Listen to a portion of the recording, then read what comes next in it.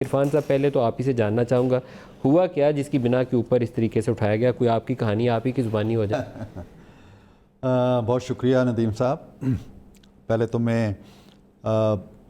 بالکل صدق دل سے، دل کی گہرائی سے آپ کا، میڈیا کا، سوشل میڈیا کا اور سول سوسائٹی کا، پبلک کا ایٹ لارج اور اکراس دا پولیٹیکل اسپیکٹرم، ہر طرح کے جو ہمارے دوست ہیں، جس طرح انہوں نے اس واقعے کو لیا اور جس طرح اس کی مذمت کی اور جس طرح میرے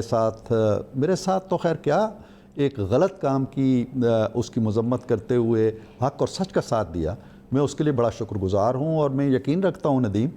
کہ یہ ایک واقعہ جو ہے، اس واقعے کے اندر سے ایک روشنی کی کرن پھوٹی ہے، اور وہ یہ ہے کہ احساس اگر زندہ ہو قوم کا اور وہ اس احساس کا اظہار کرنے کی قدرت بھی رکھتی ہو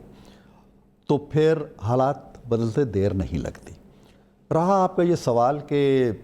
کہانی کیا ہے، تو